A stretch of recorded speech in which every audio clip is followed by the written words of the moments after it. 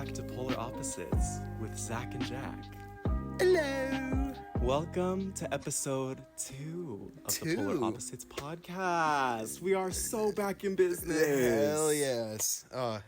So we missed y'all. Yeah. However, we do have a quick disclaimer before we get started with the main portion of the video. So basically, this is an emergency episode. Yeah. So I was editing.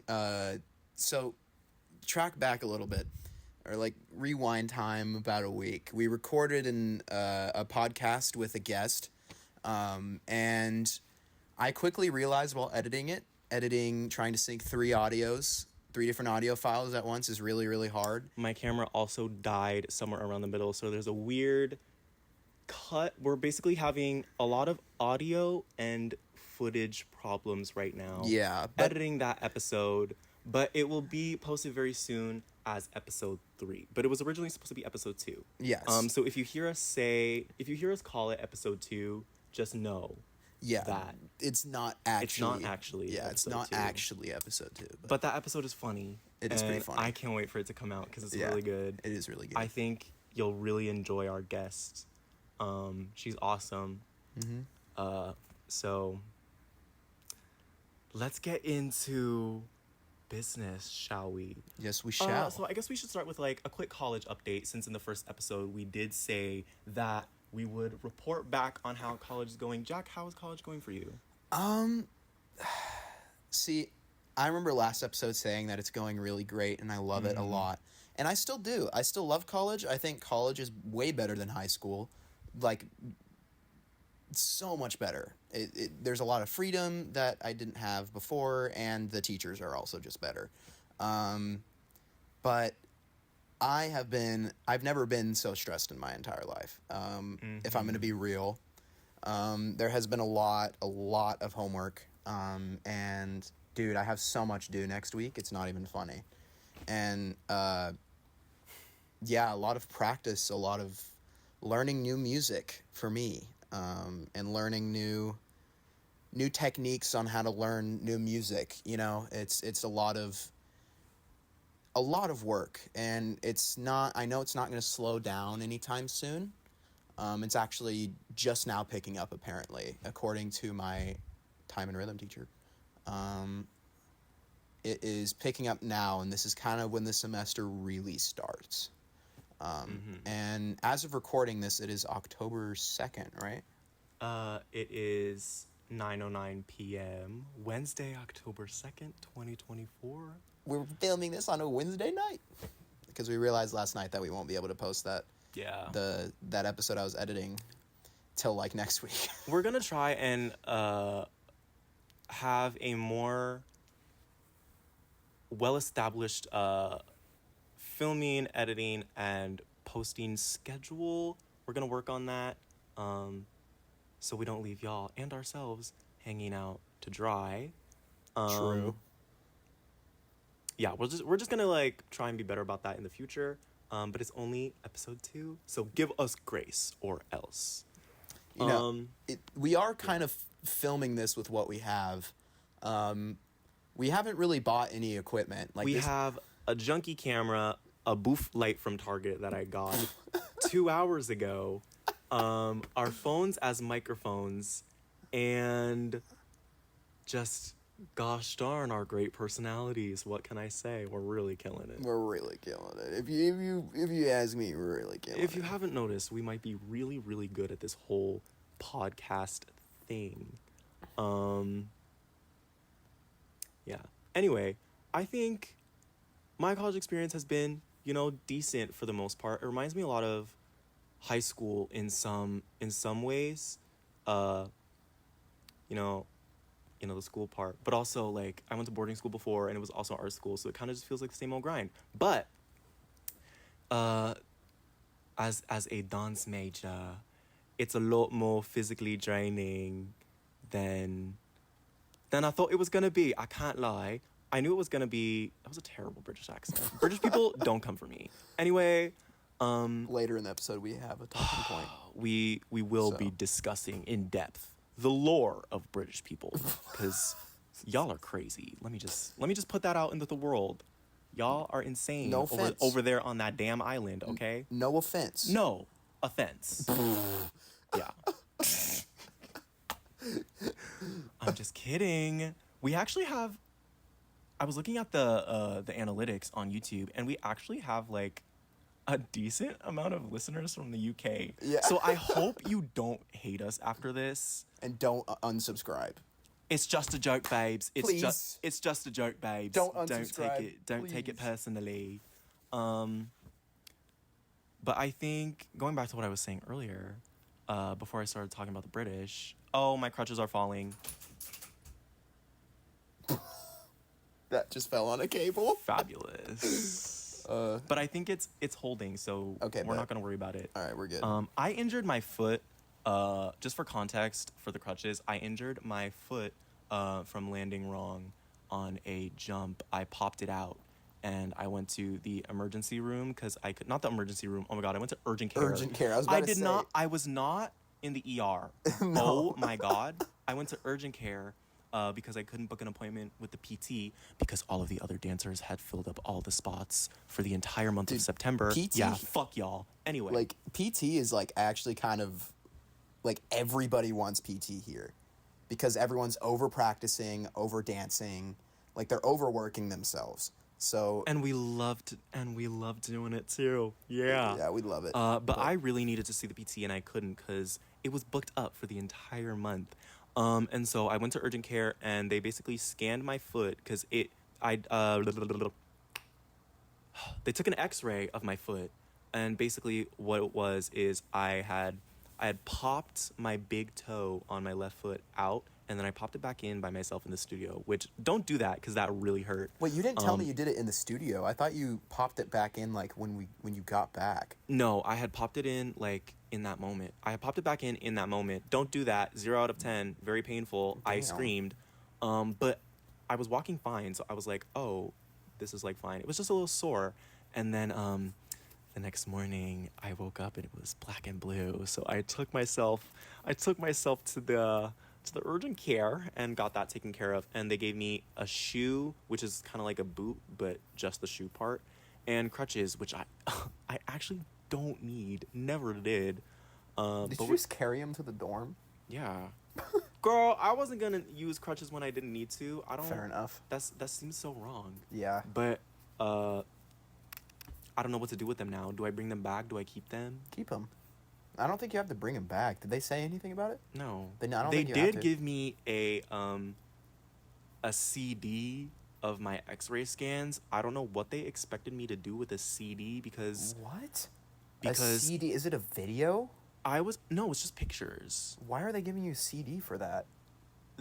I guess they were just like, we're gonna assume that you want to look at your scans, so we're gonna burn it on a CD. I don't know how CDs work. I don't think you burn them, right? Yeah, I think so. You burn it on a CD.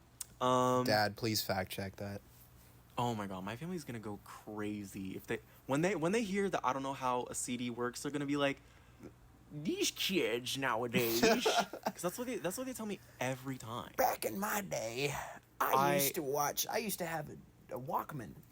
Oh my god. I was talking to my aunt this weekend because I went to go see my family because it was my great grandmother's birthday, and it was a lot of fun. But Dude, sidetrack for a second. While he was gone, that was the scariest moment of my life, because dude, it was actually so bad. Jack had a traumatic experience while I was gone. Yeah, and I don't think we're gonna get into that, but it was really terrifying, and it was just all in my head. Like, nothing was happening. It was just all in my head.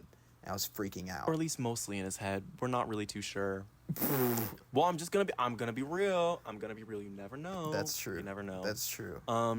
But one time I was talking to my aunt, and well, I wasn't talking just to my aunt. I was talking to like my aunt, my cousins, my like everybody who was there, and they were talking about like things that happened before I was born. So nothing that involved me. So of course I wasn't interested. I'm kidding. I was listening very intently. Excuse me. And they brought up like VHS tapes, and this was like a year ago, or maybe a little more. But I was like, what's a VHS? Because I didn't know, and then they flamed me for You not actually didn't knowing. know what a V. Okay, Zach, that's actually concerning. I knew what it was. Like, I knew what it was. Like, I had seen one before, but I just didn't know that that's what it was called, because I, like, didn't care enough to ask. That okay, low-key, that actually kind of like shocks me that you didn't know what a VHS was. I knew what it was. I just didn't know that name was what it was. But do you know how it works? Yeah. Okay, then never mind. You're good. I was just about to say, because, like, in school, they would put, like, they'd have VHS tapes for Bill Nye the Science Guy, and they would put in, like, they always had, like, that box that said Bill Nye on it. Okay, well, I knew what, I had heard the term VHS before, and I knew what a VHS, like, tape was. I just didn't put the two together in my brain. Okay. And so I was like, oh, what is that? And then they showed me a picture, and I was like, oh, that's what it's called. Okay. I just, like, never cared enough to ask, so it just, like... the knowledge I just didn't have. Yeah. Anyway, what were we talking about? Oh, I wasn't done talking about my college update. I'm very sweaty and tired all the time. And today, me and my class, we might have been a little delirious, and we were going a little bit crazy. I can't lie. Also, our teacher was 30 minutes late. 30? Damn. Our teacher was 30 minutes late. We were so I'm assuming all y'all know about the, like, if the teacher's not there in 15 minutes, you can all leave. We were gonna do that, but then we got an email from I don't know who saying that the teacher was on her way, so we couldn't leave. But she was indeed 30 minutes late, and we were going a little manic. Like, it was kind of intense. But I did think about dropping out for a hot second, can't lie. I was like, I don't know if this is for me. Dude. Then I experienced the next day, and I was like, oh, never mind, I'm good. Dude, I, like, specifically remember, like, 3 days ago realizing that, like, everything is picking up and how much stuff I need to do. And Yeah. I was this close from being like, I can't do this. Yeah. Like, that day really sucked. But It's I've handled it now. Like, I figured out, like, a way to be able to do all these things with, like, such little time. But yeah, it's like, it's been getting really stressful, I'm not gonna lie. Yeah. Things have also changed for us socially since the last episode. Yes. We're not gonna get too deep into it, Yeah. because we don't want to air out all of our, like, personal business, but we have the Three Musketeers. the Three Musketeers. The Liar, The Bitch, Bitch, and the Man Whore. and the Man Whore. Like, it's kind of like The Lion, the Witch, and the Wardrobe. But, like, Narnia. fake friends instead, you know? And trust me, guys, this lore and this drama is so much better than Narnia. Dude, like, this is Trust me. actually, like, if this was a rom-com, it would be not even I'd watch rom-com. the fuck out of this. And not even like rom-com. If this was a sitcom, everyone would be watching it. Like, like, this is college is just as dramatic as high school. If At not, least like, the worse. beginning of college. I don't Yeah. know. The seniors seem to be doing fine. Well, they're all like They're all like adults and, like, depressed with their, like, thousands of dollars worth of student debt. Yeah. So I kind of get why they're not, like, focusing on all their, like, young adult, late teenage angst and drama. Yeah. But, like, I get it, girl. but so with this new social sort of thing that's been going on, I have kind of, like, realized that these people were, like, low-key distracting the hell out of me. I wasn't practicing as much because I decided to go hang out with them instead of, like, practicing. But now that I don't really hang out with them, I've been, like, working on myself. You know what I mean? Mm-hmm. I've been like paying attention. You know, like, because we've had more time to, like, stop and reflect Yeah. on, like, just life and realizing, oh, I need to lock the fuck in because I have a writing assignment due tomorrow and I haven't done it. Yeah. Me too. Yeah.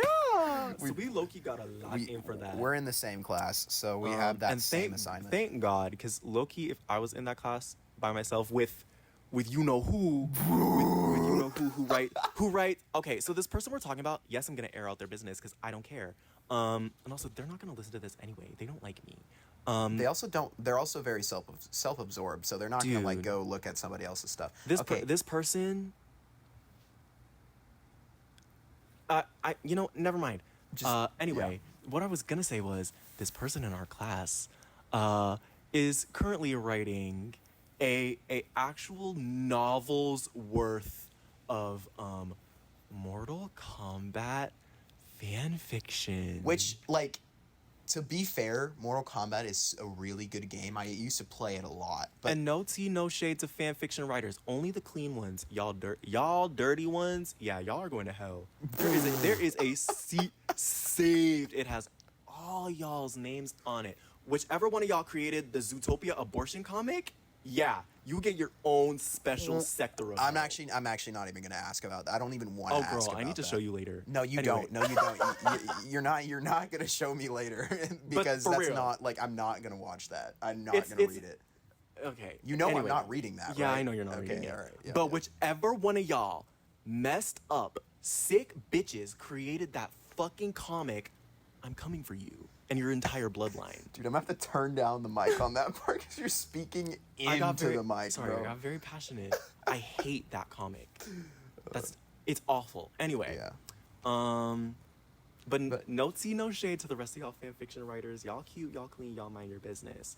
The 2013 Harry Styles fan fiction was going crazy. I'm not into fan fiction, so I don't know what he's never read talking fan about. fiction, but I've had lots of friends who read fan fiction on a religious basis. They give me all the tea. Girl, some of my friends been on Wattpad for ever, and then they graduate and then they go to AO3. I don't know what he's saying. Not gonna lie to you, he's speaking a different language.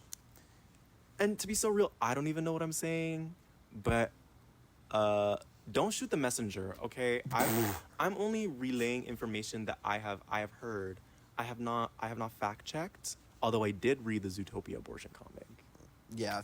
So I did. That is real. That's just insane. That is true. And I wish it wasn't. And I have been forever changed. And it will never be the same. Yeah. But yes, this person in our class is writing a lot of Mortal Kombat fan fiction. Yeah. It's like a full book. Okay, you might be over exaggerating a little bit because it's only 8 pages in a Google Doc, which I know. But it's 8 pages of a Google Doc, single spaced. Well, yeah, but 8 pages of a Google Doc single spaced is about honestly, I don't know, but it's probably about 20 pages max. But that's basically a book. 20 pages? You can make a book with 20 pages. I mean, you can make a short story with 20 pages. Oh my god. My recording cut out, dude, because my alarm went off the book. All right, we're back with my mic. I'll just I'll edit that. That's okay. It's fine. It's fine. But Loki, what were we talking about again? We were talking about how this guy in our class writes Mortal Kombat fanfiction and how long and in depth. Okay. Oh no, that shit was in depth. Length aside, this fanfiction has lore. I was reading it because we were sitting behind him. Yeah, he sits in front of us. So we could read basically what he was typing. Insane. Absolutely insane. I played Mortal Kombat, so I know all the characters, and he's actually it's good writing, but it's really cringy. It's like one of those insert character here X reader kind of fan fiction. Yeah, pretty much. So one of the creepy ones. Yeah, it's but yeah. News. And this reminds me of a lot about high school. I don't know about you. Oh my god, is that a tuba? Someone's playing an instrument. I'm gonna be so real. I dead ass that you farted. No. I was like, oh my god, Jack. That was like a rumble. No, but someone's playing. I think someone's just playing bass guitar or tuba. Okay. Next door. It shocked me. I was like, whoa, what? Dude. Never have I heard a fart that deep. Okay, we do be farting a lot though. We do fart a lot. We're both very lactose intolerant and refuse to not eat dairy. Yeah, so when... And also, I'm vegetarian, so I eat a lot of fiber, which also makes you gassy. He's probably more gassy than I am. If Okay, so we're gonna lie on the internet. No, we're not, dude. You fart more than me. Okay, I farted probably like once today. You came in here earlier and farted like 4 different times. That is true. Yeah. Dude, okay. When I'm not here, when I'm outside, I hold my farts in. Why? Because I don't want anyone smelling that, you know? But nobody's gonna know that it's you. Because my farts, like... Unless you're like, okay, his farts smell really bad. Yeah, dude. Okay, never mind. Somebody would know that it's you. Yeah, but, like, the thing is... There could be 100 people in a crowd. They'd be like, yeah, that was Jack. That one. They don't even need to know you. They'd be like, oh, that was Jack. Your name would just pop into their mind. Yeah, because it's my DNA going up their nose. Anyways, I did not just say that, but... Actually, you need to be classified as a biohazard. Genuinely. I need to come in here with my yellow hazmat suit on.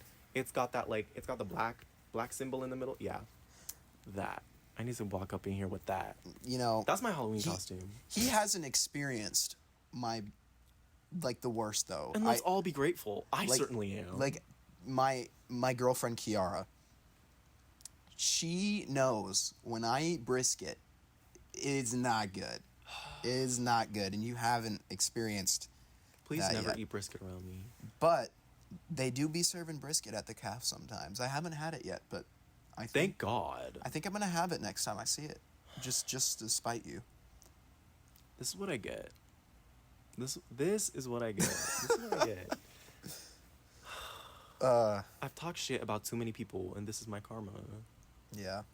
Being gassed by Jack's farts. Dude. Oh, wait. I don't think they know about the roommate switch situation, because we said that in the episode that we recorded with our guest. Oh, yes. We have a new roommate. Yeah. So our previous roommate, Maddox, moved out. Actually, speak of the devil. Oh my God, speak of the devil What's and he up? doth appear. Hello. We're recording the podcast. We're talking about how we had a roommate switch. So, yeah. So our previous roommate, Maddox. He left. He left. He didn't want to live with 2 other people. Kind of abruptly, I might add. Yeah. He didn't let us know until day of, but that's... It's fine. Whatever. We don't really care. And then now we have Nate.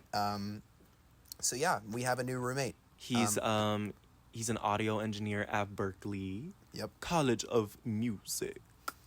So yeah. That's another update. What other updates do we have?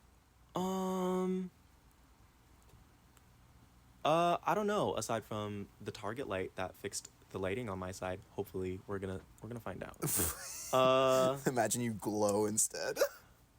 I'm actually like ascending as we speak. I'm currently communing with God. For real. Yeah. So, But I think those are all of our updates. Yeah, I mean, not too much has happened. Yeah. If I'm being real, it's been pretty normal. Yeah, it's been kind of slow aside from like schoolwork. Yeah, schoolwork is a lot, but everything else has been pretty It's been pretty normal. It's been pretty pretty chill. steady. I actually have 2 performances this week. Oh. I have a percussion ensemble concert tomorrow night at 8 p.m. There's a live stream on the Boston Conservatory website. Go watch it. I don't know if anyone's gonna watch it, but it's totally fine. We can insert a link. We can insert a link. Yeah. Well, no, let's not. No, you don't want people watching your show. Well, because it's tomorrow night, and we're gonna post this tomorrow, so the majority of the people that are watching it won't be able to see it anyways. Okay, you know what? Real. So. We're gonna put the link anyway, though, because you can. True. It might be Yeah. archived. You might be able to watch it later. Do they archive recorded performances? They have because they did that at Interlochen. They have a library. I know that they have an online library of archives. I don't know if it's the audio of the performance or the video. So you can either listen or watch, depending on depending on what it is. Whatever floats your boat. If you want to hear me play tin cans. You're playing tin cans? Yeah, literal tin cans. Oh. Like literal trash, repurposed trash tin cans. And That's a choice. Somebody made. I'm playing a lot of septuplets. Quarter note septuplets, actually, for Don't those musicians. know what that is. For those musicians out there, quarter note septuplets in cut time, and quarter note 5-lits, and then pretty much any weird rhythm you can think of, I'm playing. But that voice crack was crazy. It's okay. I don't think happens. anybody would have noticed until you mentioned it. So That's now true. people are gonna point it out and put it in the comment section. Don't do that, or don't we do that. we will smite you. We will smite you. Unless it's something really, really funny, then you can say it. Yeah. If it's funny and not offensive. If it's funny and not offensive, good job. Yeah. All right. So, we were talking about high school earlier. Oh, yeah. We need to run it back for a quick second. Run it back. So, What were we talking about? we were talking about high school, but I want to bring up another question. You went to boarding school. I did indeed. He went to Interlochen. We've already talked about Interlochen.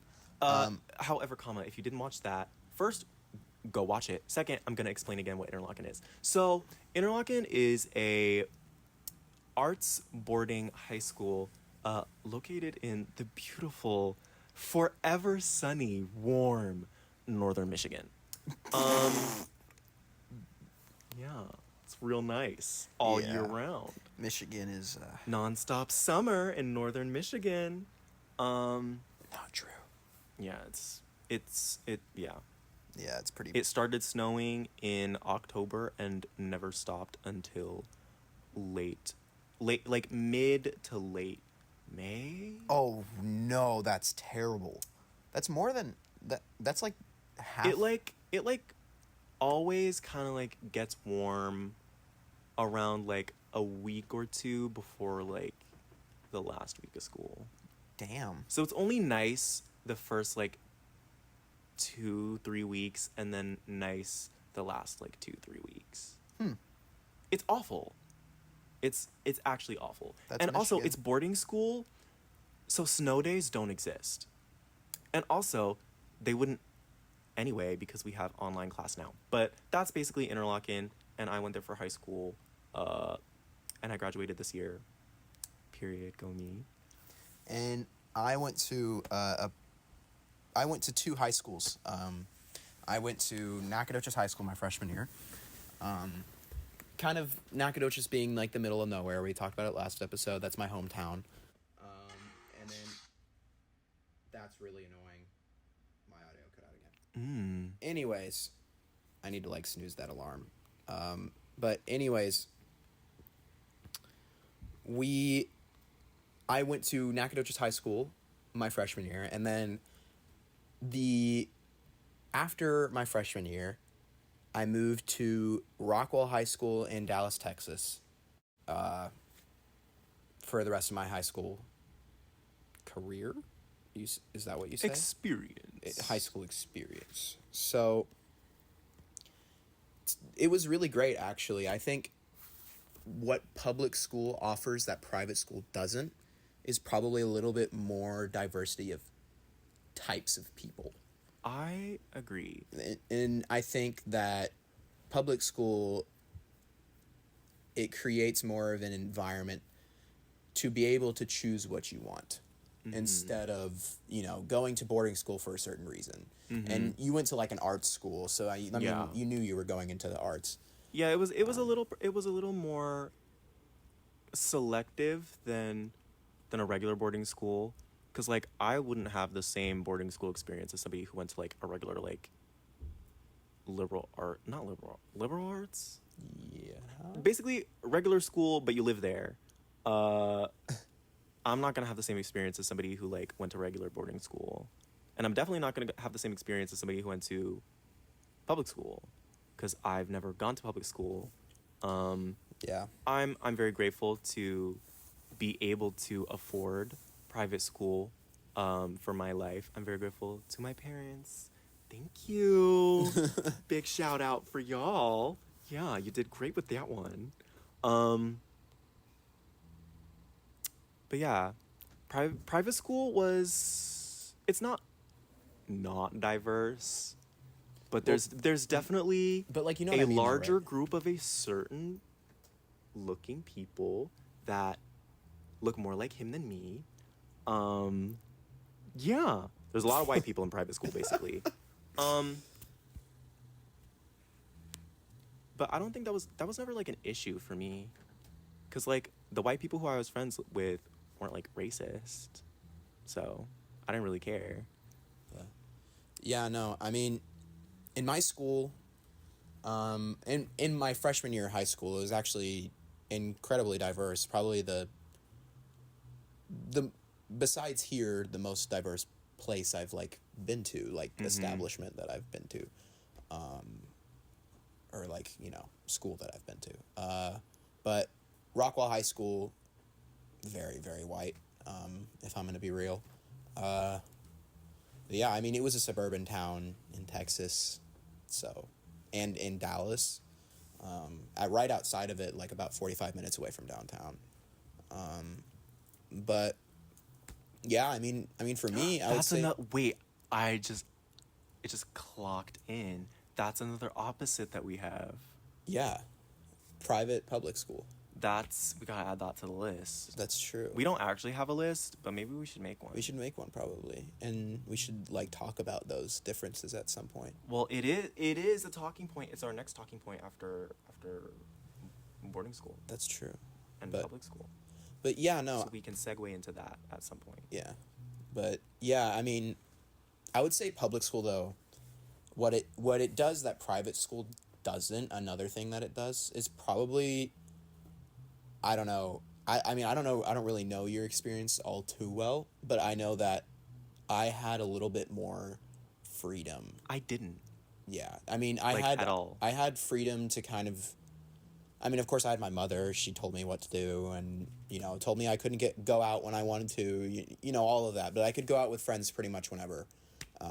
And you could kind of especially senior year, you could get away with skipping quite a bit because the teachers, they understand that you've pretty much like 90% of seniors in high school kind of know what they want to do a little bit. Like they know where they want to go a little bit and kind of where they want, like what they would like to do in life, what their life, they know what they want their life to look like. That was a crazy sentence.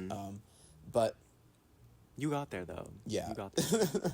But yeah, I think teachers in public school understand that if you don't show up to class that day, that, you know, possibly you have something better than sitting in class and learning something you'll never use in college or the rest of your life.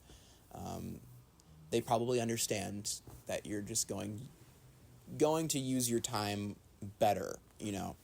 So they usually will count you present regardless. We did not have that in private school at any of the private schools I ever went to. Attendance policy was always very, very strict.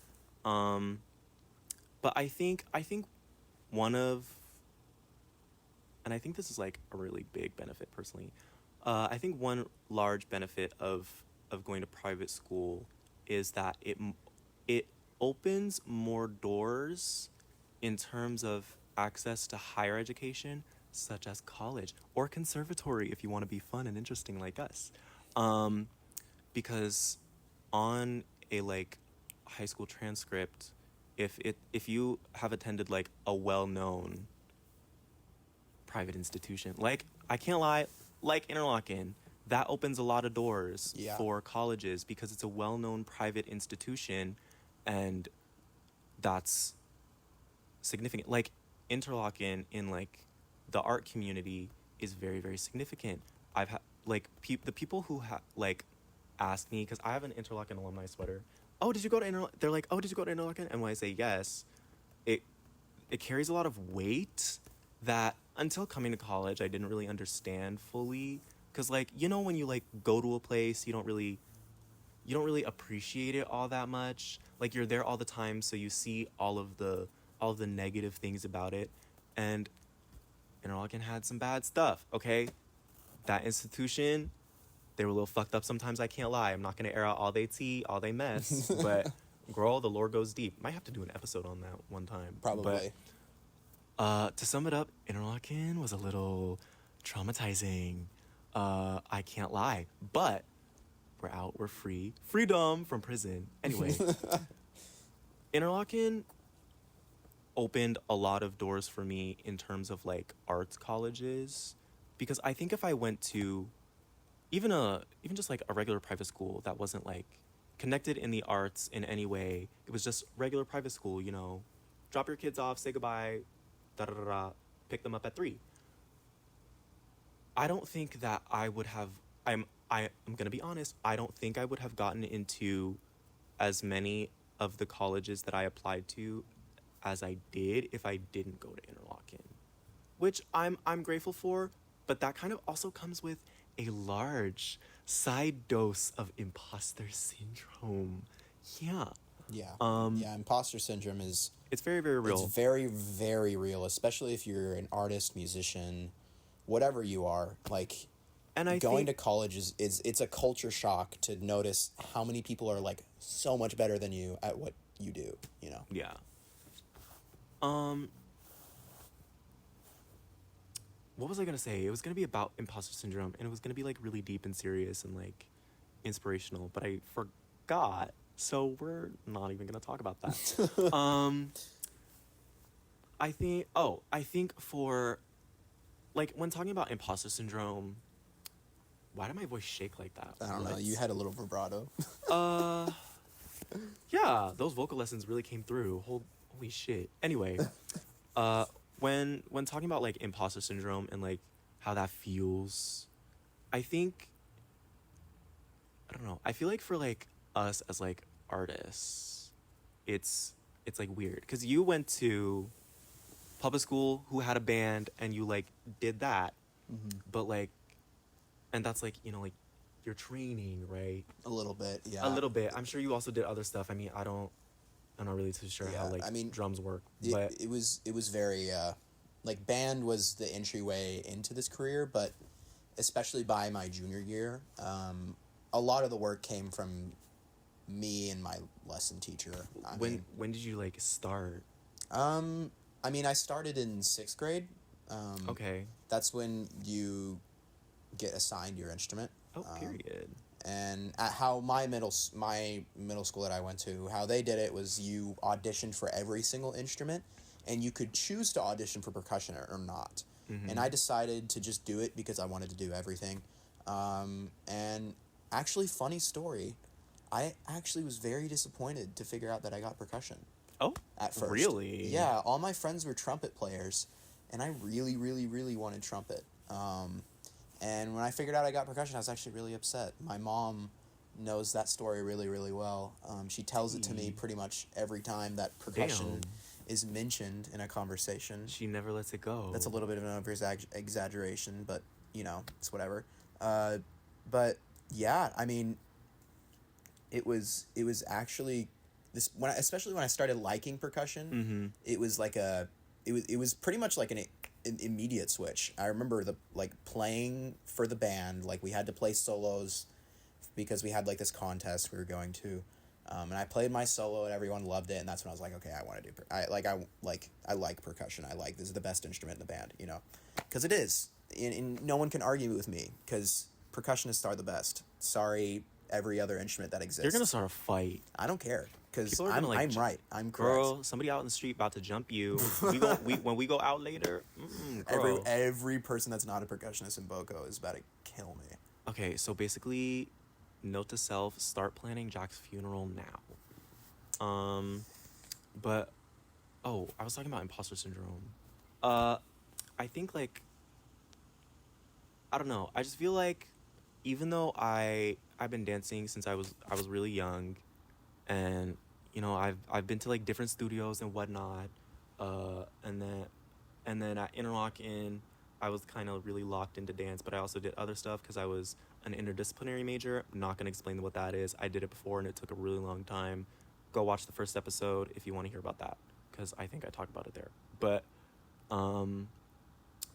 I took a lot of dance classes during my years there, and I like really locked in, and now I'm here. And it just like it feels really good to be here. I'm very proud of myself, but also I don't know, it's weird because I know that I've been doing what I've been doing just as long as everybody else, but like for some reason I still feel like behind. Yeah. No, in terms of like technique in some areas, not in all, but like in like ballet, I know I'm not like super strong in that area, or like in modern I'm better at that, but like still not on the same level as like a bunch of other kids in my class. Excuse me, I burped. I'm not on the same level in like what we would call classical dance styles as everyone else. I'm more unclassical, you could say. Like, you know, hip hop, African dance, West African dance. That's my world. So ballet is just very challenging, and like the classical world is very challenging for me because I didn't like start there. So I just feel like late to the party, if that makes sense. Yeah, I mean, I totally get that. And Like, but yeah, it's just confusing because like at Interlochen they were like, you need to be prepared, da da da da da da. They would tell us constantly that we need to like prepare ourselves for this like the feeling of imposter syndrome, and like get like a hold of it, know that like you deserve to be wherever you are. yeah. But it's still, I don't know, they like tried to teach us how to like escape imposter syndrome, but That's I don't think you impossible. can. You can't. I mean, from my experience of imposter syndrome, I mean, pretty much the first day that I met all the percussionists and they were playing on practice pads outside the practice rooms, and I realized, oh my God, these people are insane. Like, these people can play. And yeah, I mean, I just like, I'm a lot better about it now, but Mm-hmm. I had a lot of imposter syndrome. It was pretty bad. I was pretty sad for a couple of days because I thought I didn't belong. But Mm-hmm. of course, I've moved on from that. The best advice that I can give to anybody that's like experiencing imposter syndrome right now would probably be understand that you got in, like you're in this play. Like, let's say someone comes to Boko. You got into Boko. You did it. Now you just have to use what you earned to go and succeed in the professional world. And you don't have to worry about anybody else. You are completely, and this might be a little bit scary, but you're on your own. You have detached from family. You've detached from pretty much everybody else, and it's your career now, not anybody else's. Like, you have to realize it is your career. You decide what you do with it. It doesn't matter how much quote unquote better everyone else is than you. You are your own person. You have your own journey. You are unique. Unique. Sorry. Whenever I hear that, I think of Beyonce. The girls who get it, and the girls who don't. Uh. Anyways, um, I.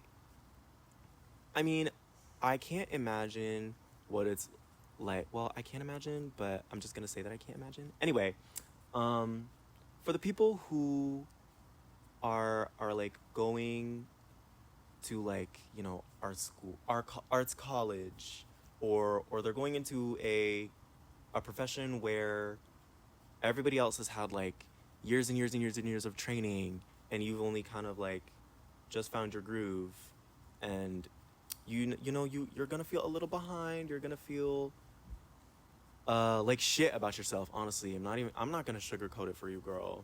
No, you're Yeah. feeling it. I'm just gonna say it. Yeah, no, You're gonna feel like shit about yourself for like a while. Yeah. But I'm not finished. Um, you, yes, you might be a little bit behind. Yes, people might be doing the same thing, but they've been doing it for longer than you. You don't worry. You will find your groove. You will find your path. I'm gonna speak for dance. The great thing about like commercial dance, which is like not ballet, not modern, all the unclassical stuff. Uh, the great thing about commercial dance is you can be an individual. Yes, of course, in the choreography you have to be in sync.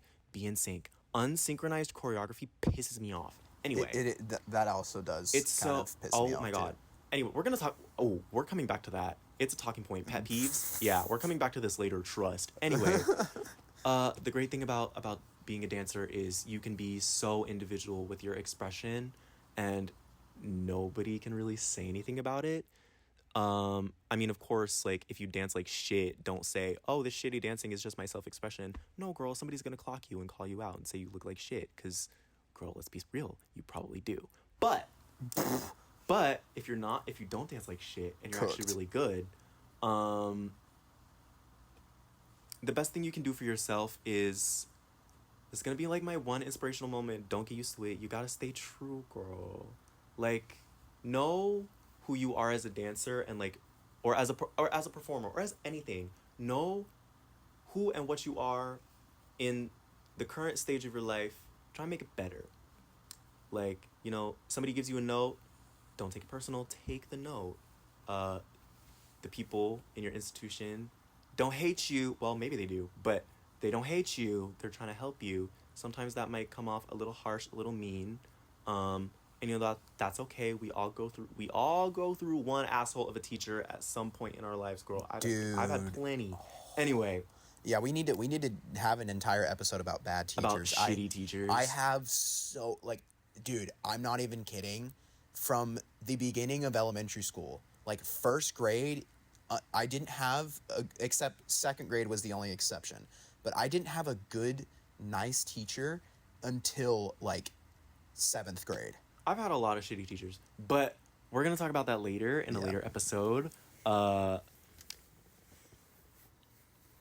Although I will say I have all the respect in the world for teachers, all the respect in the world. Y'all deal with brat asshole kids every single day for an entire school year, and y'all don't get congratulated for your hard work. Yeah. Teaching is one of the most important jobs for the progression of human society. Okay, keep That's trucking. true. Teachers keep trucking on, girl. Yep. However, some of y'all are assholes and Yeah. need to be put in your fucking place. I will stand on this business. If you are a teacher and you're just like a bitch to your students for no reason, fuck you.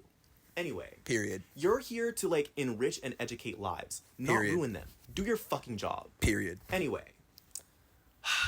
But I digress. but yeah, Stay true to you as a Yes. performer, as an artist, as anything. Girl, you could be a goddamn construction worker. I don't care. You better work that hammer, bitch. for real, find your own groove with the hammer. Invent a new way to like hammer in nails or some Yeah, shit. like- I don't know. like develop telekinesis to be able to like move really large objects. Exactly.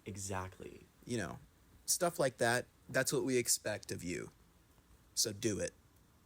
Anyways, Yeah, if no one else in your life has high expectations of you, we will have high expectations of Yep. you. This is a safe space. This podcast is a safe space for all people. However, we expect you to be your best here. And we don't tolerate anything less. speaking about the best, Jujutsu Kaisen. Oh my god, anime review. Dude. Okay, we're not completely done with it yet, but we are, for if you know, we're on the Shibuya incident of Jujutsu Kaisen. We're on the best arc of that anime so far. So far, of course, the manga, all of that it gets even crazier. But we're on the last arc, and from what I've noticed, Zach actually enjoys it. I'd like to give my review from Yeah, what I've seen so far. So it just to let you know before you give your rating, I don't think I've told you this. The two single best fights in the entire show happen in this last stretch. Okay.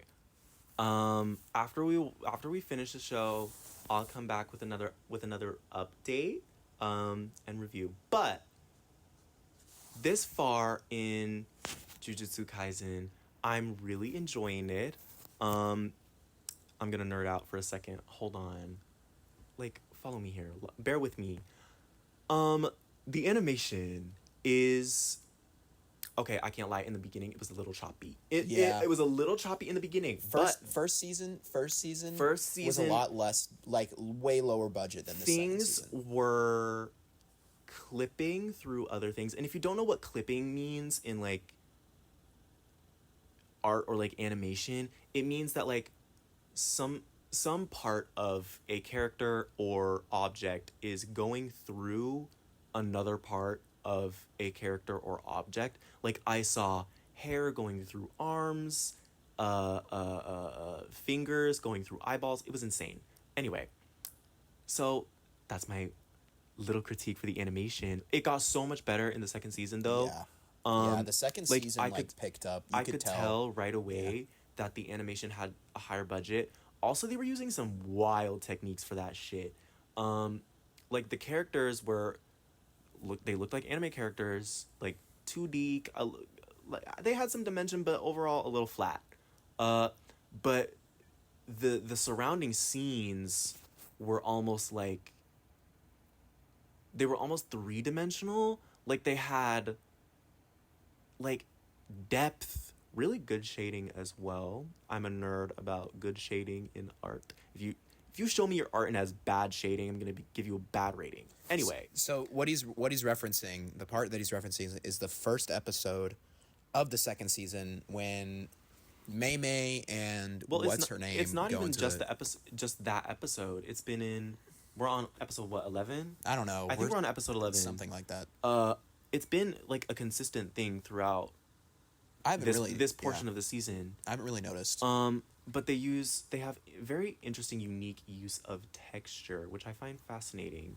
Also the voice acting, so much better in Japanese. Oh my god. Girl, Yeah. I was listening to the dubbed and I was like, I understand that it's dubbed and like translating directly from another language is easy, but I just burped as I said that. My bad. I'm burping a lot this episode.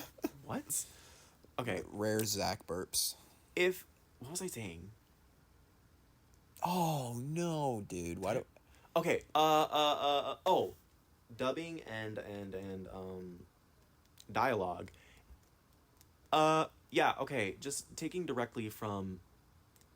Just like the Japanese like version of it, and just like running that through a program and like translating it directly, and then having somebody like say it into a microphone, and then you syncing it to the animation. Yeah, that's fine. That's easy. But like, I think for the portion of the audience that doesn't listen to the original like language, like if they like only listen to dub, I don't know how many people be doing that out here, but I know there are some of y'all out there. Hey, Dad. I see you. I see you, Jack's father. I hear you and I understand you.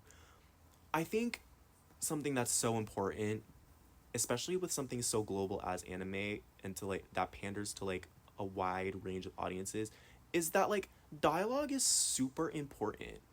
And the dubbed is so corny and terrible. like and it's just like they say things and you're just like, that saying that would only make like, there might be like a phrase that only makes sense in Japanese that like English speakers would not pick up on or would understand. And like you need to be able to take those things and put them into like, I don't know, context of the situation.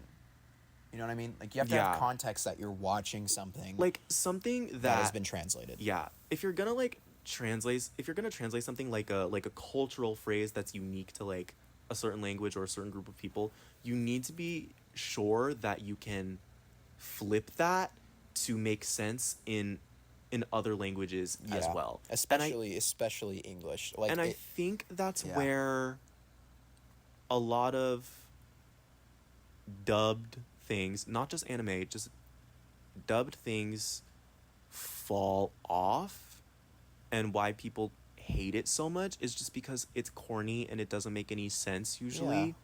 And like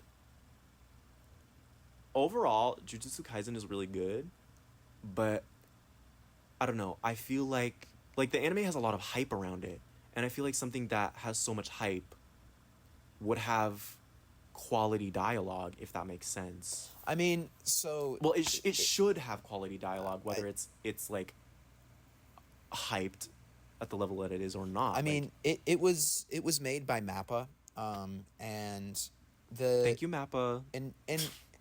And it's classified as an action anime. So it's like, you know Fast and Furious. No one watches it for the dialogue. Everyone watches it for the animation, or not animation, for like the car fights, and that's kind of Jujutsu Kaisen. That's a little bit of the point of the anime. The story is super in depth, power structure, like the cursed energy stuff. Like that is super, super creative and super cool. It's a lot better to read than it is to translate it and listen to. Like reading the subtitles when it's in Japanese it makes it so much better. So I kind of regret showing you the dub first. I mean, it's fine. I don't prefer dubbed or not dubbed. Well, I guess, okay, based on my opinion, I guess that I do. You prefer sub, like the original. Well, it's not that I prefer. I just wish that like they put the same level of effort into like translating things into other languages. Yeah. Yeah. I mean, I just think that like with something that has been so globalized as anime, it doesn't really make any sense as to why the dubbing is so bad. Because in some cases, I'm like, okay, they didn't put that much effort because they're not like pandering to a global audience. So I would understand why they wouldn't put a whole bunch of financial effort into that, because that does also cost money. That's probably a part of it too. You have to pay your people. Yeah. But I think with something so global as the anime industry, and this goes for other industries as well, and other elements of the entertainment industry as well, particularly with like animated film or translated film, it's really important that, and even in things that like don't necessarily have like super in-depth dialogue, or like dialogue isn't like as important as like action scenes, where there aren't action scenes is where dialogue is most important. Like Yeah. you want to keep your watcher or like listener engaged with the content that you're putting out. Yeah, and so to me it doesn't make, like, when we were watching the dubbed version, we had the subtitles on still, but I was like, there were just like so many things that went over my head, and I like got bored and started looking at my phone because I just Yeah. didn't understand what was going on. I mean, like, you need to like keep your audience like locked in, and a really, really powerful way to do that is through impactful, meaningful, senseful dialogue. Like, your characters need to like be more than just like, hey, I'm this weird quirky guy who has like basically unstoppable powers and like Yeah, I mean- weird white hair and scary bright blue eyes. Gojo, but yeah, I mean, I understand. I like your point. Like, Is valid, there's so much lore and so much depth to these characters, and it's just like so sad that like you don't like, you see it through like the development of like their fighting style or whatever, but you don't see it in them as a character. And I think that's from, it's partially, not entirely, but I think it's partially from lack of solid dialogue. Yeah, I mean, that's like a little bit of Sorry, a problem. I went off for a second. It's like that's like the biggest problem with anime, I will say. The storyline, the plot, the animation, The plot is good. and like pretty much everything is absolutely incredible. Depends on the anime. There are certain animes that are just honestly completely overrated, and Well, you can say that about anything. yeah, I know. Like, for an example, Black Clover, criminally overrated. It's actually not that good. Anyways, but I'm gonna offend some people, but I really don't care. It's okay. My immediate thought was BTS isn't that good. Yeah. You know that's gonna start fights too. That's gonna start Taylor fights. Swift's music only resonates with middle-aged white women. You're gonna. Oh my God! You're gonna absolutely. I said what I said. You're gonna make my. I said what I said. I don't care. Taylor Mom, Swift, like, Mom, don't kill him. Don't kill him. Sorry, Jack's mom. But like, I don't know. But I think that the Taylor Swift hate train is forced. I just personally, I think that like her music is not all that. yeah, like Like, she kind of just rewrites the same song. Yeah, like, every year. from a musician's standpoint, on Taylor Swift's music, okay, to be fair, she's a good musician. She's a good musician. You can't say that she's not, because look at the numbers. Look, she's probably probably the biggest artist right now, and that's just a fact. She's going to be the biggest artist probably for the next like 5 years too, but At least. But I'm not saying she's a bad musician. I'm not discrediting her for what she's done. No, she credit. Credit. Gotta give credit where credit is due. Exactly. Taylor Swift is brilliant. She's brilliant. She's rich. She's pretty much her business choices. She's a smart woman. She's really smart. She's a smart businesswoman. Yeah. Her music just does not resonate with me personally, and I think that Taylor Swift is not stupid. She's an intelligent woman. She knows who listens to her music and what audience she needs to pander to. Yeah. It just happens to be a large horde of somewhat mentally unstable, heartbroken white women. Yeah, but I mean, her music, if you analyze it from a music theory's perspective, she does use very, very common chords, like extremely common. Like she literally does, for I would say about half of her music, she uses a bass 2-5-1 chord progression. And that, I mean, the musicians will understand it's very, very basic, and it is extremely like it makes sense. It all fits together. It's like McDonald's. You'll have it because, and I know you're vegan, so or vegetarian, so you don't like resonate with it. But like, let's say you're on the road on the highway, and it's like the middle of the night, and there is a restaurant you've never eaten at before that you're not sure is going to be good, and McDonald's. You're probably going to go to McDonald's because you've had it before, you understand it, right? Mm-hmm. And I think that's why people listen to Taylor Swift's music so much, is because it's predictable. You know what's going to happen, and people find comfort in that. And I'm not saying that's a bad thing. I'm saying that people also like to jump on what's popular, which leads us into another segment.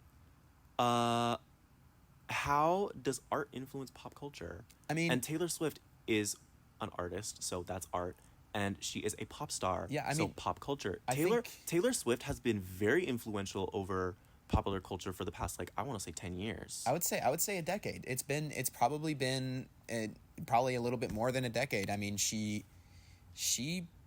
come out with number one on the number one charts, pretty much every time she releases something. Yeah, it's either gonna get a Grammy or be number one on the Billboard 100. And you know what? Good for her. I can't hate. You Taylor Swift, you successful. I give you your credits, girl. Yeah. I don't listen to your music, but you get your finger taps. Yeah. I'm gonna have to give you one or two. Yeah. But the art in itself is completely subjective, and I do kind of have my own viewpoint in art. And my belief is that of course, people have their own opinions. Mm-hmm. Art is completely opinion based. Therefore, you can't prove to me that any art is bad. There might be art that is less favorable than there others. There are just things that your brain just doesn't like or doesn't register. So you're like, oh, I don't understand something like that. That's fair. Yeah, for instance, JPEG Mafia. That they're in a producer. It's an artist on Spotify and just any platform. They're actually pretty good. Some of their songs are pretty good, but there's some music that I don't really particularly resonate with, and most of my friends kind of do. Mm-hmm. And I wouldn't call it bad because it's not bad. And there's another artist called Death Grips, which that Death Grips. Gonna be completely honest, I don't understand. I really, really don't understand that. But I'm not gonna say it's bad because clearly it's not, because they have a very, very popular album out, and I listened to it. I didn't enjoy it, but a lot of people enjoy it. Therefore, it's not bad. And you can let's say that I paint something right here, right now, on a canvas. And I go to an art museum and said, I painted this, put this in the exhibit. Of course they're going to say no, right? But someone is going, if I post my art on Facebook Marketplace, somebody's going to buy it, because art is subjective. If somebody doesn't like my art, somebody else will. Meaning that you can't put a bad or good on art. Therefore, pop culture is neither bad or good. Because people will understand, or people will say that pop culture is boring and it's predictable and it's the same thing every single time. But going back to Taylor Swift, people like the idea of predictability, and Taylor Swift is pretty predictable. Taylor Swift is pretty predictable. Her and her plane. The pop culture is honestly the most predictable thing in the world. It is so easy to predict what's going to happen, especially in the music industry. Art makes its rounds throughout history. There are I'm gonna be an art history nerd for a hot second. Let me cook, y'all. Let me cook. Art has been around since humans learned how to use their hands, and we discovered that we were bored, so we needed something to do. Before we invented religion or whatever. Anyway, art has existed basically since the dawn of humanity and has continued to exist, since then, and will continue to, until our impending doom. Hopefully. Anyway, yeah, watch out for that one, y'all. The meteor is coming. Anyway, art is like a reflection of the culture of the time. Like, what we consider pop culture now, someone from 250 years ago would not consider that popular culture, because they'd be like, why do you like this? And what is pop culture? Well, they obviously wouldn't call it pop culture, but they'd call it Bach and Beethoven. Bach and Beethoven are major, musicians and things. Composers. And is that not a musician? Does that not fall under the category? Okay, no, that does actually. Yeah. You're right. Anyway, right. So my bad. Bach and who was the other one? I mean, it doesn't matter. Anyways, Da Vinci, if the people from when Da Vinci was around lived in the year of 2024, had all of our vocabulary, they'd be calling Da Vinci a pop culture icon. He progressed technology forward. He was a very prominent artist during his time, still is. People love to study and just stare at his paintings for hours. They're very impressive. That's another thing about art. Just technique-wise, there are things that are impressive and difficult to do, and that's why we consider them good, is because that level of being able to achieve that level of craftsmanship and artistry almost entirely on your own is to the level of massive artists is extremely rare. It doesn't happen very often. It's a generational. So we hold them to a higher pedestal than we would a seventh grader. Yeah. Even though a seventh grader is using the same techniques, just not to the level of skill as someone such as Da Vinci, one might say. Yeah. So there's also just that aspect of what makes art good as well. But going back to how art influences pop culture, there's always the trends, fashion. A lot of people don't consider fashion art, which is odd to me. But that really bothers me. I actually really, really love fashion. Okay, shout out to all my fashion girlies out there. Shout out to Nick Cordray, my 7th grade science teacher. Go follow him on Instagram, Mr. Cordray. He has a great fashion sense. I love his fashion. And my mom says it's goofy. Mom, shh, it's really good. Fashion is one of my favorite arts. Visually, it is my favorite art, because I think that when you have a good outfit on, it's probably one of the best feelings, because you look good. You know what I mean? Well, I do know what you mean, but that's not really what I was talking about. I'm sorry. I had to go on a little bit of a tangent about Mr. Cordray, because he has a great fashion sense. Anyways, continue. Shout out to you, girl. I don't know who you are, but if you want to talk about fashion, we should kiki sometime. Anyway, something within the realm of fashion always like comes back in some way, shape, or form every 2 decades or so. Like right now, Y2K is coming back. Uh, things like low rise jeans, like bedazzled crop tops, Yeah. makeup styles. Now we have not made it back to the era of early 2000s hair. Never bring that back, please. No, Never, don't, dude. never my by the grace of God. God are we going to bring back early 2000s hair. Dude, Do not do it. The Karen haircut is disappearing, and I love it. But I hope that shit does not come back. There are some hairstyles that are coming back, but in a different way. Like they're Yeah. from 2002, but it's giving 2024. You know what I'm trying to say? Like we modernize it kind of. Like yeah, I mean people have been wearing crop tops since the dawn of time, but there was something so unique about an early 2000s crop top that people find attractive and aesthetic, so it's coming back. Even Y2K is even coming back within like other art forms aside from fashion, like the music industry. A lot of musical artists nowadays are like using sounds that were very common throughout like from I want to say from like 1997 to like 2000 like 8. Yeah. Yeah. A lot of that like Britney Spears kind of sound is coming back, and it's really really prevalent in a music genre known as, y'all love it, y'all know it, K-pop. Nah, Jack, listen, girl. I'm gonna talk about K-pop for a second because it's something that I know a little bit about. Now there are a few groups who are like known for their kind of Y2K style. Groups like Illit and New. I don't think I'm pronouncing that right. It's either Illit or Ilit. Nobody clock me because I don't care. But groups like Illit/Ilit, New Jeans, and a couple of others that are like pretty popular. They're adopting that Y2K sound because it's like it's booming right now. New Jeans might have even made it more popular with their debut. Y'all remember the song Attention? I know y'all were there.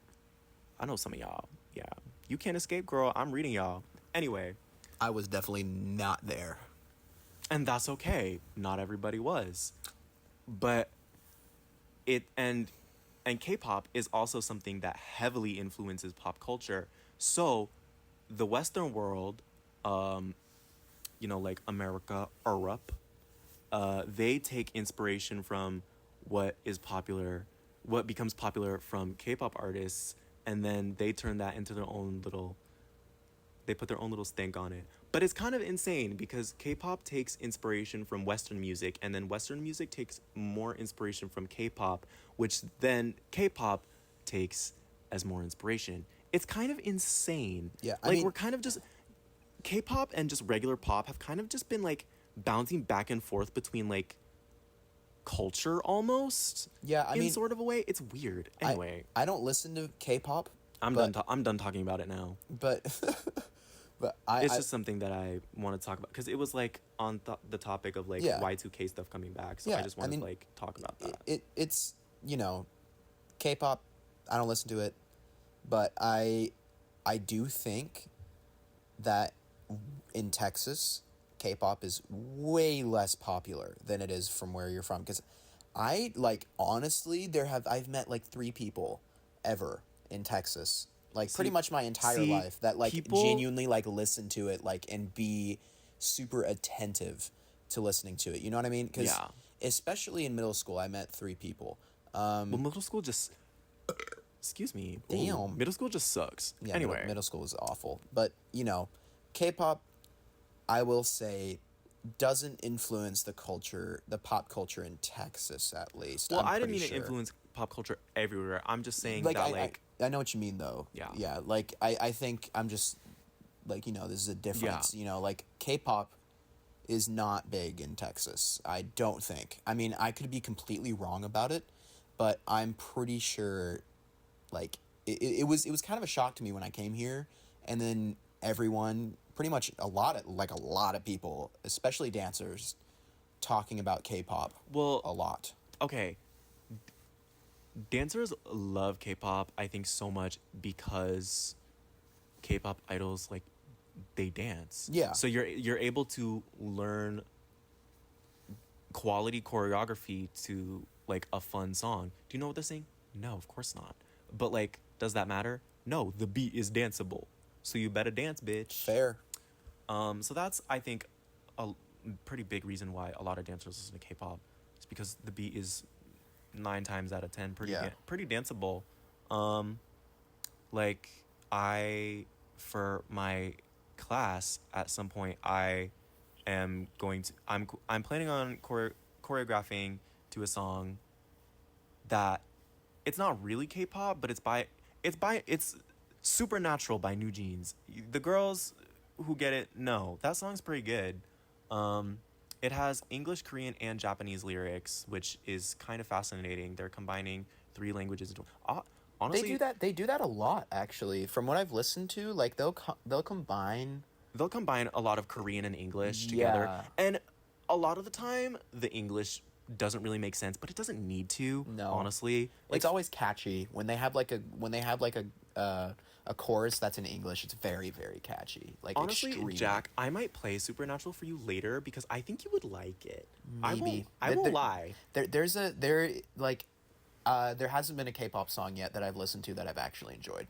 So I don't think you'd listen to it on a regular basis, but I think you would be like, oh, I can see why people would like this. yeah, I mean, I that's how I am with K-pop. It's very Y2K. Yeah, like, I mean, like, I'll listen to K-pop, and like if somebody shows it to me, I'll be like, I understand why you like that. I just don't like it.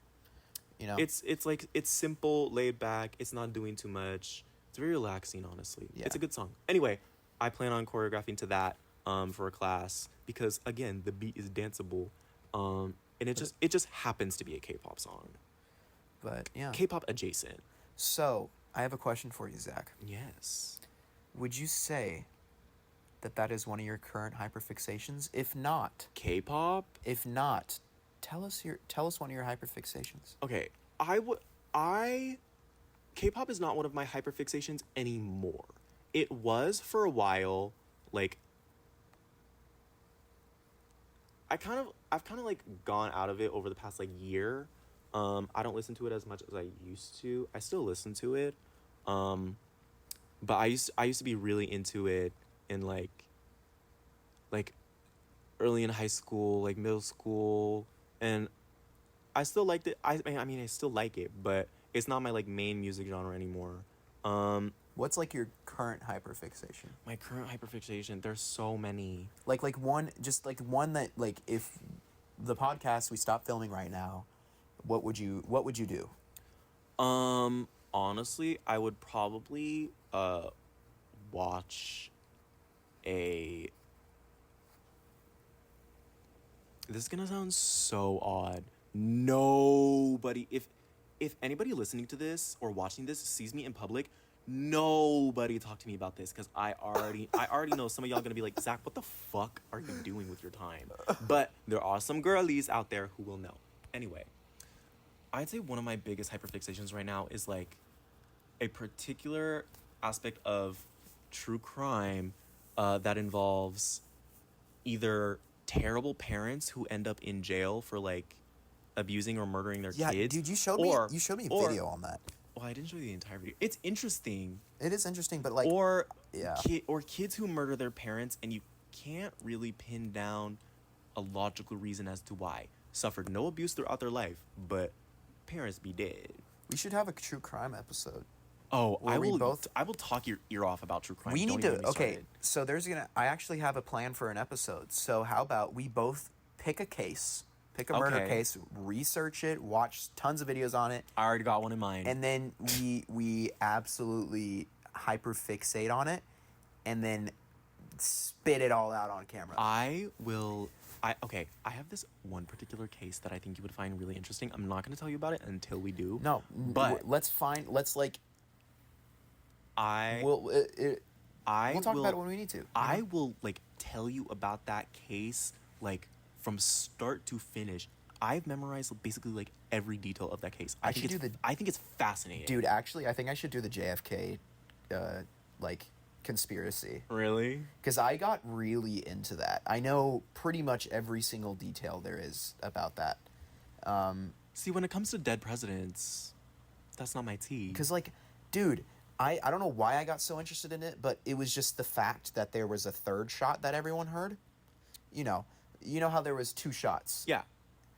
Everyone heard 3 shots. There were certain people in a certain area that heard 3 shots. Again, I'll go in depth about this, but the thing I found it so interesting is that, like, other people, like, people across across the area that they were in didn't hear a third shot. And then, of course, this can be explained by science.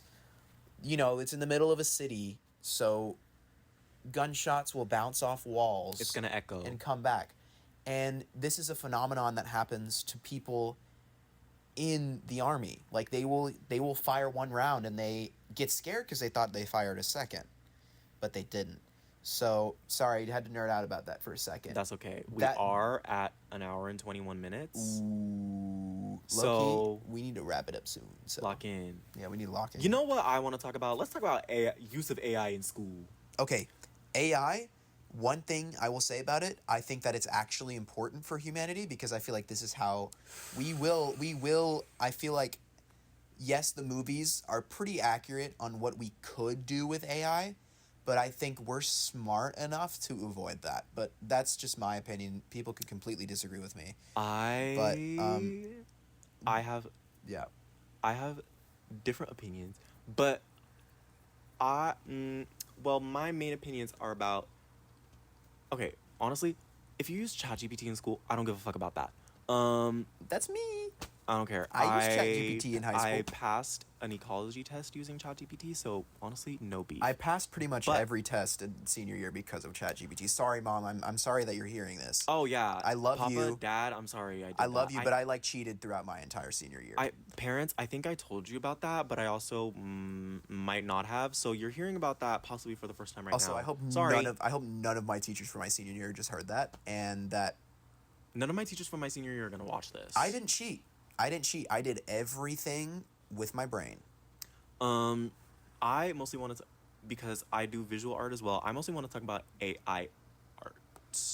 I hate AI art. Now, there is a issue with AI art. Yeah. Where it takes, because it's a program. It needs to take inspiration and gain knowledge from somewhere. So, of course, it's going to, like, rapid fire a whole bunch of, like, actual art through its processing system, take inspiration, take parts of, a whole bunch of different shit, and then, like, kind of hodgepodge it all together to create, like, a collage of whatever the fuck. Dude, it can be, like, so weird. It's so, terrifying. Stop doing that. Yeah. And also, give credit to the artists that you're taking inspiration from. That's, like, I think one of the biggest issues. Also, it's putting people out of jobs. Yeah. But, like, not everything needs to be run by fucking computers, okay? Listen, let artists have one thing.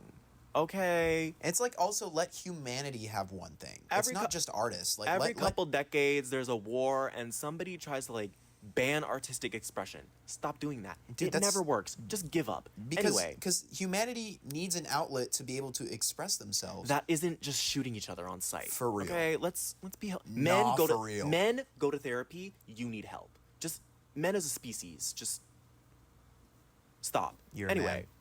Yes, I am aware. I am included within this conversation. I need to go to therapy. Shit. Anyway. Me too. AI art is just like, we don't need it. Like, okay, the ones where it's like meow meow meow meow. Okay, that's a little funny. I can't lie. We may be polar opposites, but our brains are completely in sync. We share a single brain cell. It's currently bouncing back and forth between the two of us. Yeah, we are like yapping. Exactly. Yapping, And you know what? AI art is a segue into another topic. Pet peeves. Ooh. AI art is one of my biggest ones. Do you want to know one of my biggest pet peeves that my girlfriend developed? Oh. For me, because it was one of her pet peeves, and then it developed for me because I started noticing it in people. When people chew with their damn mouth open. Oh my God. Especially gum. When you chew gum with your mouth open, that tells me 2 things. 1, you're a dick. Stop doing that shit. You are not cool. Like, if a girl starts, like, that is I usually don't have icks for girls because I think icks are stupid, but like, if I would have I got an a ick, couple icks I think are valid, but we're not going to talk about I think that. the one ick that I have that is like, or like one of many, or not many, one of few icks that I have that are pretty valid is when a girl chews their gum, like Like they like lips are smacking. like I hate that shit. It's Like, nasty. Stop doing that shit. and like that, and it's just with food in general. Like, if you eat with your mouth open to the entire world, you're gross. I don't want to see all that. Like, close your mouth when you chew. I've already kind of talked about a couple of my pet peeves already. AI art, AA art. terrible dialogue within cinematography and just like film. And like stupid people. I don't Oh know. my god. But What that is, okay. When people, this is another really big pet peeve of mine. It's when, and this may or may not have to do with the election right now.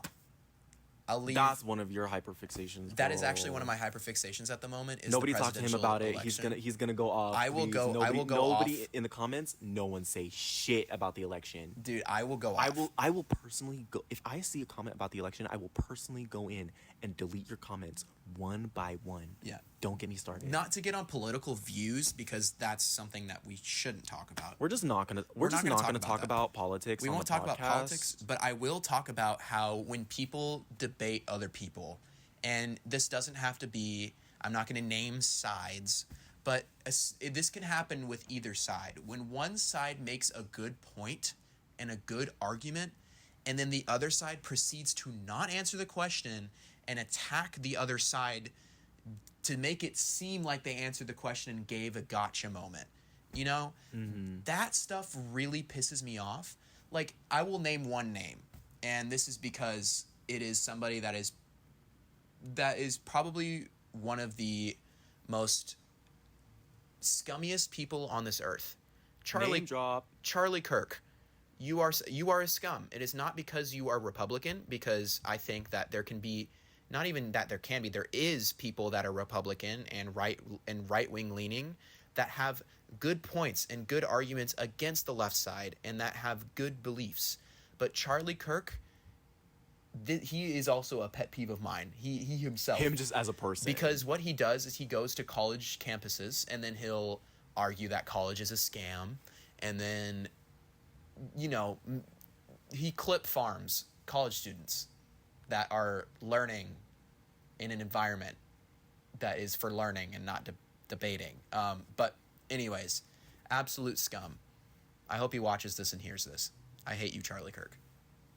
You know what? Anyways. One of my big pet peeves is, now this might start a fight or two. The British. Ooh, okay. They're not a pet peeve of mine. I actually, Okay.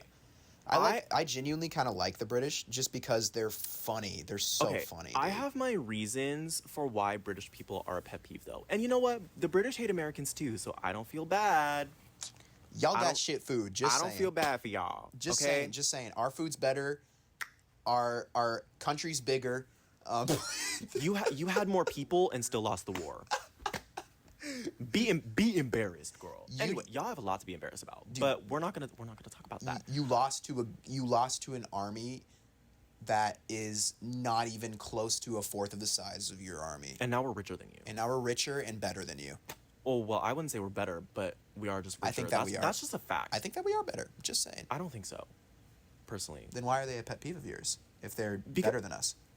Because, okay, this is with a specific demographic of British people. Listen up. Y'all black British people, y'all need to shut the fuck up. Okay? No. Let me go off for a second. Okay, because whenever... I'm gonna my stay. God. I'm gonna stay silent. For I'm this getting segment. I'm getting I'll let him talk heated about it. even like thinking about it. Okay.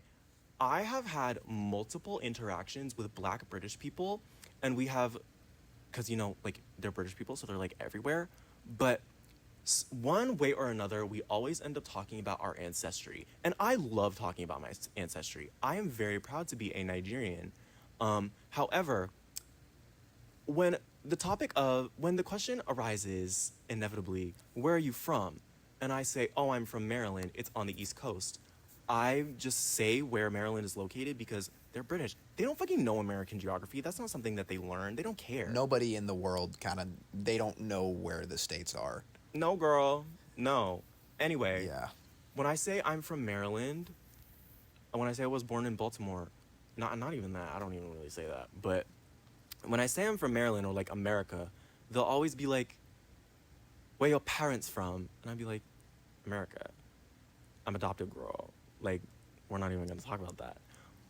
And then they'll like, they will proceed to go off on me about how like, it's sad that I like don't know my like roots or my culture, or that like I didn't grow up in like a Nigerian house and this, that, and a bag of chips. And they refuse to like understand or like do their fucking research on why most Black Americans don't know their ancestry, can't afford to know their ancestry, because that's a big part of it too. DNA tests are fucking expensive. Get that through your head. And also just like Black Americans have just like built their own culture off of just like centuries of horrible oppression. And to like be where we are right now, first, fucking impressive. We're doing better than you. Shut the fuck up. Never speak on our culture again. Period. And second, you as Black British people take so much from us. Why are you wearing a do-rag and you talk shit about Black Americans? Without us, you wouldn't have that. Period. You're fucking welcome. By the way, his slang is rubbing off on me, so I say You're period. so welcome. I say period when I think it's a good time to say it. It's always a good time to say it. It's always a good time It's never to a say bad it. time. Honestly, like, it's a good word Thank you. to say at the end of a sentence. That's what I'm saying. Anyways, I am white, so I don't understand, right? But Right. I do understand on my side of the family, or my Albanian side of my family. Mm-hmm. Mom, I love you. You're amazing. The only thing that she didn't do is teach me Albanian, which I don't really have a problem with. But I do... The thing that does kind of make me mad is I have cousins. Mm-hmm. And they talk about America and what they believe should happen to our country when they live in a different country. Like, not to get back into politics, the last election, let's not even talk about this one. The last election, they had certain opinions that I completely disagreed with, and and they would argue with me.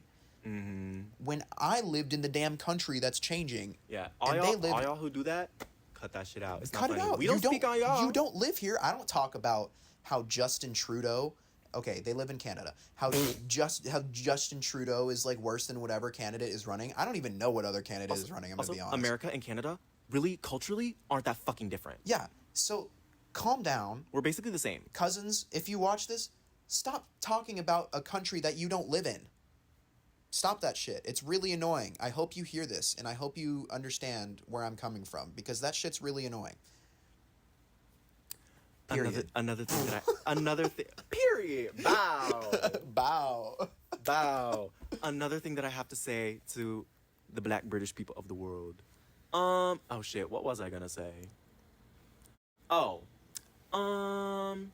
We here, being Black in America, suffer enough under our own roof. We don't need our brothers and sisters from across the pond to also bully and make fun of us. It just like makes us feel that much more isolated, and it also just makes us hate you. We don't want to hate you. Like, you're just ignorant. Fix that. Ignorance is also a huge pet peeve of mine. If you want to be my friend, don't be dumb. I hate it. I hate it when people have an opinion on something and That they know nothing about. and that they know nothing about, and that the only outside source that they have is either their parents or something they watched on TikTok. Yeah. I hate it when people do that. When they're like, "Oh yeah, I saw this TikTok about this, and this, and it must be true, right?" And then, or like, "My parents have raised me this way, so I'm going to believe this way," which isn't wrong. You're not in the wrong. You just haven't done your research. Or you're going to the wrong places for research. but I digress. Yeah, pick up a Yeah. book, girl. Anyway, Pick up a book. just Even though, read. dude, no, like most. Okay, I will say this: if you are raised in in an environment that is a certain belief system, this is not targeting any sort of belief system. This can be anything. You're going to, like, you can't avoid also slightly believing it.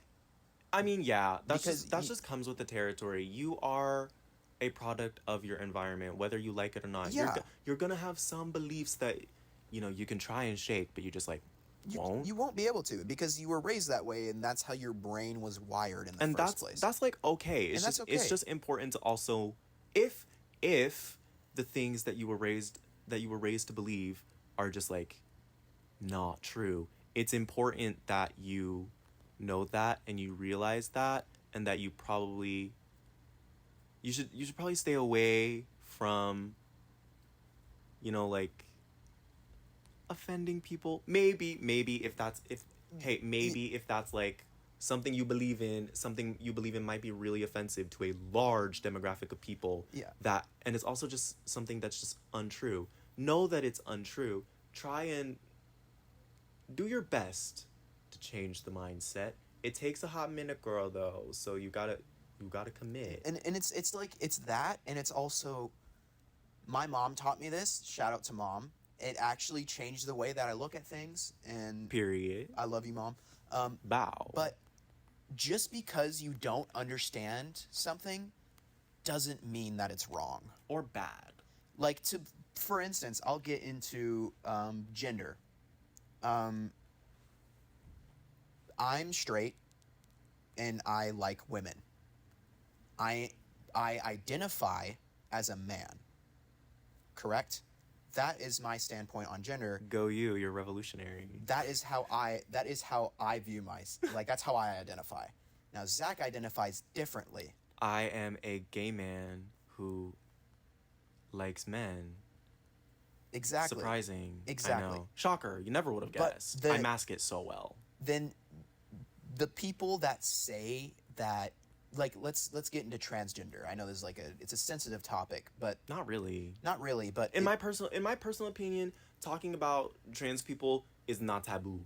it's not. But it might be for some people. Because I think that being able to make the decision on what you want to do with yourself, because you are yourself and you have ownership over your own body. You are yourself no matter And what you look like. And you can change anything about Period. yourself because it's your decision, it is your life. Gender is something, It's a construct that we made up to like categorize ourselves based on how we look and present within society. Exactly. It doesn't actually mean anything. You could say that I am a man because I have short hair and because I wear certain things. I could totally grow out my hair, wear something completely different like a dress, and say that I identify as a woman. And I think that is something that is not a bad thing. Like, if I decided to do that, I don't think that's a bad thing. I think I might not understand people that choose that because I don't. I don't understand people, switching, like choosing to identify as a different gender. I don't understand it, but I'm not going to think that it's wrong because it's not. Because, again, gender is something that we made up. Gender is something that sex is different from gender, actually. Sex is an entirely different thing. I think that's like when people try to say that, like when they debate that, gender, trans is like not right or whatever. I have said this so many times, and I will say it as many more times as I have to. Sex and gender are not the same thing. They do not equate to one another. Get that through y'all thick ass skulls. For real. Sex is what you're born with. Like, it's not even just like a matter of discussing trans rights. It's just a matter of like, you're stupid.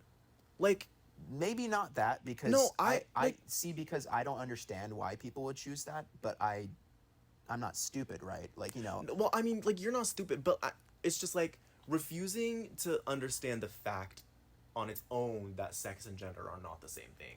Like, not including the topic of like trans rights into that conversation. You know? Yeah. Just like that on its own. Yeah. Get that through your head. At least. Because that, further understanding that will help us progress in conversation topics such as trans rights, and other demographics of queer people. Yeah. But yeah, I mean, yeah, it. That's just the tea. Like, sex is what you're born with, right? Like, the junk you got in the trunk. I was born with man parts, and that's I can change that, but I can't change that I have, what is it, like, is it XY chromosome or whatever chromosome that I have as a man. I can't change that. That I cannot change. But you can take estrogen. But I could start take estrogen. I could have a surgery. I could change everything. And that's because I didn't change my sex, because sex is what you're born with, right? I technically did. Okay, if you have surgery, you do change sex. Yeah. That is something that does happen. You get your parts switched out for other parts. It's different. Like, sex depending on what surgery you get. There are different types. Hold on. I gotta be like daddy gay for a second. That sounded so awful. People are clicking off the podcast after they hear that. This portion of the podcast is gonna like make people homophobic. Anyway, I'm gonna have my mom moment to the queer people for a hot second. Message to trans youths. If you are or not even youths, just message in general. If you are considering a surgery, it's important that you do the correct amount of research and time and consideration before you have the surgery. I have a friend who got a certain surgery, no tea, no shade, and I got their permission to share the story, by the way. No tea, no shade. He regretted his surgery after. So just like, be aware, be totally 100% sure. Be conscious of what you're doing. Be conscious of what you're doing. Do, please, for the love of God, for all that is good in God's green world, do your research. Because if you don't know what you're getting into, it might become a very scary reality. And reality for us queer people is scary enough. We don't need more of that hostility coming in from the inside, okay? We can't have someone trying to take down the system from its inner workings. Girl, that's what they're trying to clock us for. We can't let them know that they might be right, okay?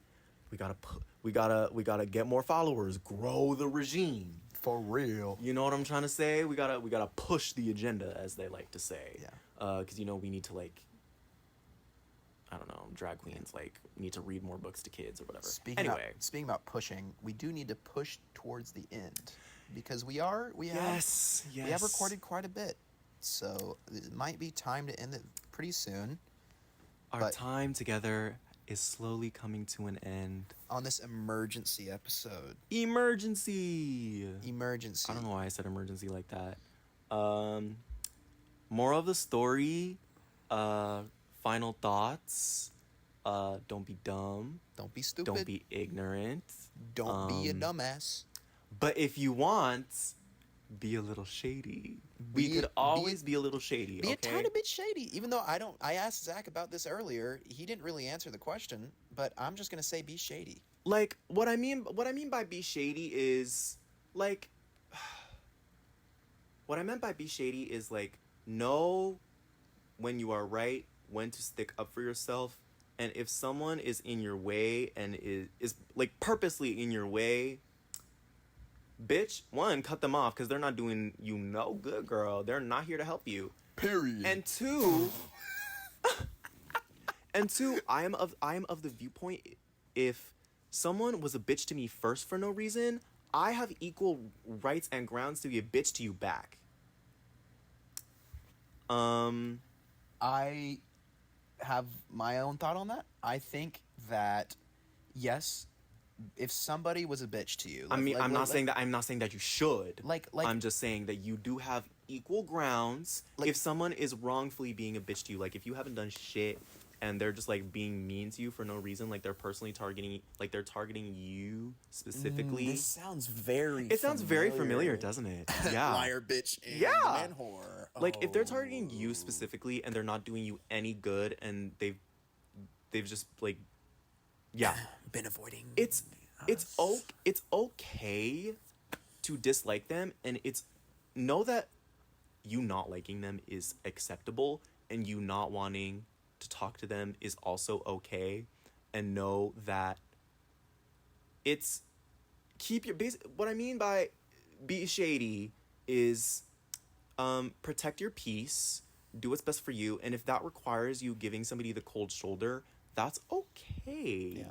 I mean, communicate your emotions as best as possible. Yes, of course, do things in a healthy way. However, like, it's okay to be a little shady once in a while. I think it's healthy to, of course, I think it's have boundaries with people. And I think that being shady is a good way to like develop the skill of setting boundaries, not necessarily like setting up boundaries by being shady, but like it's good practice.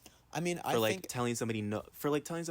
Yeah, or like I agree, but that's what I meant. I think that there is a importance to be kind to people, regardless if they have wronged you or been in a like they put you in a situation where you were wronged. You know, like you can't.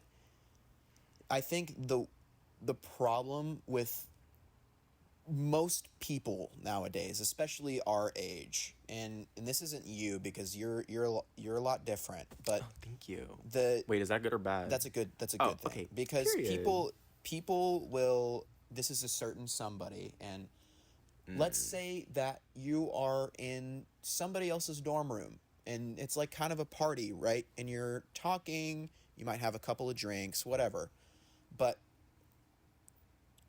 let's say, like, you know, you give somebody a look that you're like looking, you zone out, and you might be like looking at somebody. Like you might not be like I just did right now. I just locked out. Oh my god! I just zoned out. My meds have worn off, so I zoned out for a second. Continue. But like you're looking at somebody, and then let's say they catch you staring or whatever. We are on an hour and 47 minutes, so we do have to wrap it up. I will end this at one point. I hate it when people will take that and then not talk to you after because of that. Because we are all humans. We stare at people that are, let's say, attractive. That just happens.